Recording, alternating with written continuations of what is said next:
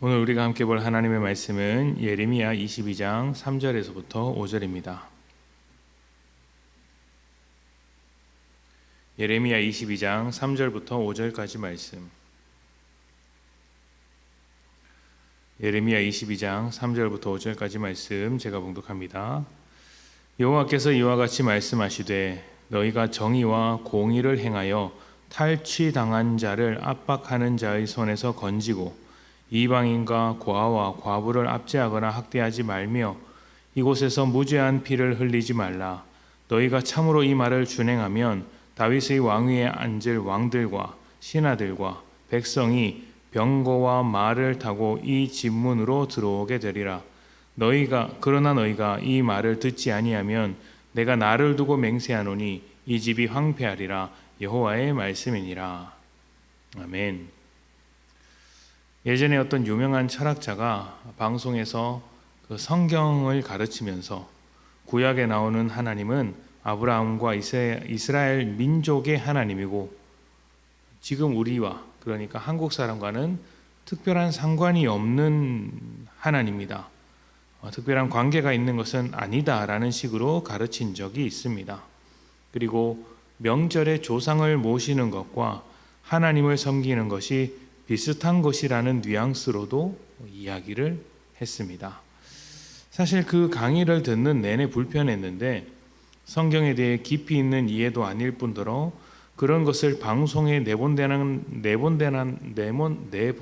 것 자체가 굉장히 무책임한 행동이라고 여겨졌기 때문입니다.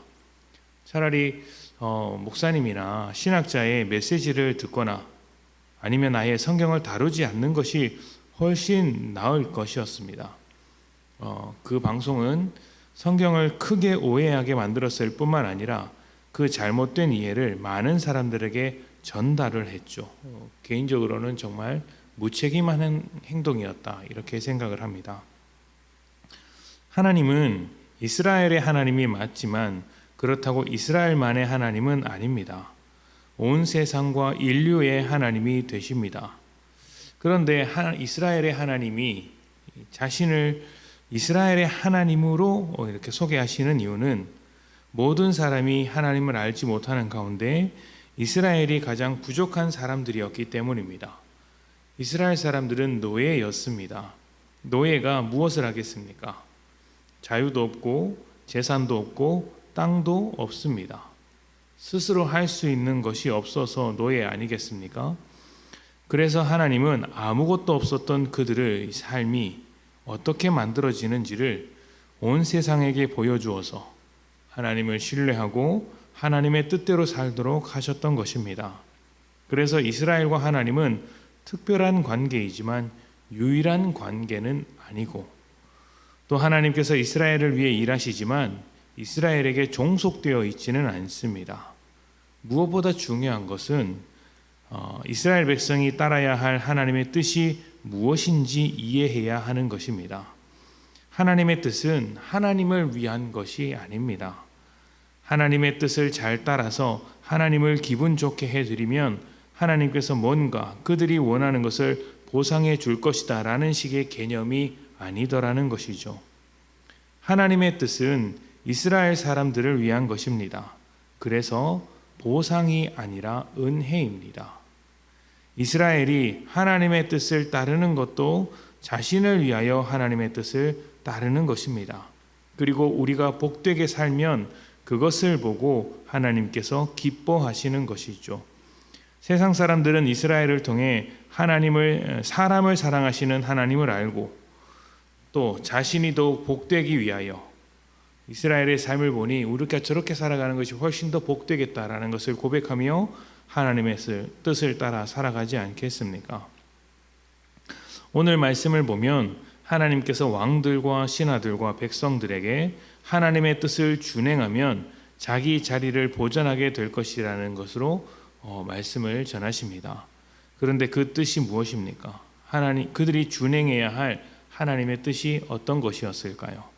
정의와 공의를 행하며 부당하게 억울한 자를 건져내는 것, 가난하고 어려운 사회적인 약자를 돕는 것, 억울한 재판을 하지 않는 것입니다. 이것은 왕으로서 올바르게 통치하라는 것이죠. 하나님을 위한 것이 아니라 사람을 위한 것이었습니다. 하나님의 뜻은 태초부터 지금까지 변하지 않았습니다. 변한 것은 사람이죠. 창조 때 인간은 하나님의 복을 받아서 생육하고 번성하며 충만했습니다. 그래서 하나님도 그들을 보며 기뻐하셨고 더욱더 복되다고 축복해 주셨습니다. 그리고 선악과를 먹고 난 뒤에 인간은 하나님을 반역하기 시작했고 자기 나름대로 복을 추구하기 시작했습니다. 하나님의 복을 버리고 사람의 복을 추구하기 시작했는 것이죠. 그러나 그 결과 죄인이 되었고 그 죄로부터 벗어날 수 없게 되었습니다. 하나님은 또다시 죄인에게 은혜를 주시며 복을 가르쳐 주시기 시작한 것이 아브라함 때입니다. 아브라함에게도 이스라엘에게도 하나님은 언제나 복을 가르치는 분이셨고 복되게 살도록 인도하시는 분이었습니다. 그렇다면 지금 우리에게 요구되는 하나님의 뜻은 무엇일까요? 동일합니다. 똑같습니다. 복되게 사는 것입니다. 하나님의 형상으로서 사람답게 사는 것입니다. 하나님과의 관계 안에서 충만하게 살아가는 것입니다. 신앙에 있어서 다른 것은 없습니다. 우리가 드리는 모든 예배와 기도, 말씀, 소명, 순종과 헌신도 궁극적으로 우리의 복된 삶을 목적으로 하고 있습니다. 그러니 하나님과의 관계를 잃어버리시면 안 됩니다. 하나님과의 관계를 잃어버리시면 복도 잃어버리는 것이죠. 우리가 하나님께 더 가까이 가지 않으면 우리 자신뿐만 아니라 우리 주변의 많은 사람들이 하나님의 복을 누리지 못합니다. 예수를 믿는 것은 죄로 가득한 세상에서 하나님의 복을 누리게 하는 축복이자 다른 사람에게 하나님의 복을 나누어 주는 사랑이라고 할 수 있습니다. 그래서 믿음으로 사는 것이 중요하다는 것이죠. 믿음이란 하나님께 더 가까이 나아가는 것 아니겠습니까? 오늘을 믿음으로 살아가면서 하나님의 복을 충만히 누리시고 또 그 복을 여러분이 만나는 모든 사람들에게 전해주시기를 축복합니다. 그러한 삶이 하나님께 영광을 돌리며 여러분을 더욱더 복된 자리로 인도하게 될 것입니다. 함께 기도합니다.